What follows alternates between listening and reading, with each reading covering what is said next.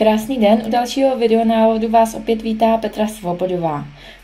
V tomto krátkém videonávodu si ukážeme, jak získat potvrzení o přijetí, vlastně potvrzení toho člověka, že je ten e-mail reálný. Funguje to vlastně ze dvou důvodů. Jednak, abychom si potvrdili, že ten člověk opravdu je, protože někdy se stává, že někdo chce získat e-book zdarma, tak zadá nějaký aby@xx.cz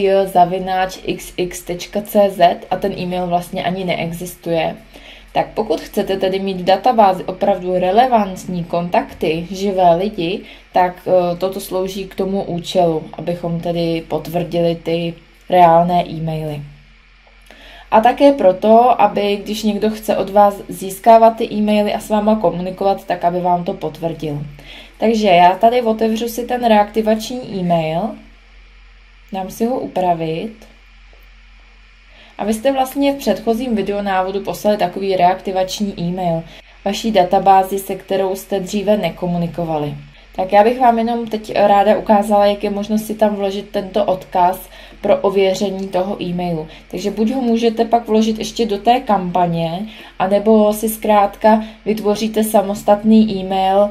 To znamená, že ten e-mail bude sloužit jako takový předstupeň toho, že když někdo vyplní na vašem webu formulář, ano, chci ten e-book zdarma, tak vy nejprve pošlete tenhle e-mail. Dobrý den, potvrďte mi, že vaše e-mailová adresa existuje kliknutím sem. Něco v tomhle smyslu.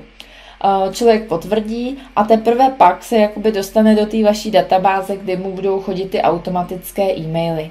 Takže ukážeme si nyní, jak jednoduše tam vložit ten odkaz. Dejme tomu, bych to chtěla vložit zde, do té kampaně, co jsem si vytvořila. Tak tady je záložka vlastní pole, na tu kliknu a tady je odkaz, potvrzovací odkaz se to jmenuje. Takže zde pro potvrzení odběru kampaní klikněte zde.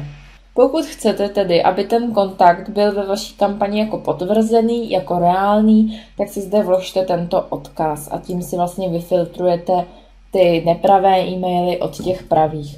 Můžete to, jak už jsem řekla, udělat v této kampani, anebo prostě v samostatné kampani, kdy třeba tomu bude předcházet ten e-book zdarma. Takže si takto jednoduše můžete vložit ten odkaz. Tak já jsem jenom uložit. V případě, že to budete chtít hned odeslat, tak můžete dát uložit a odeslat.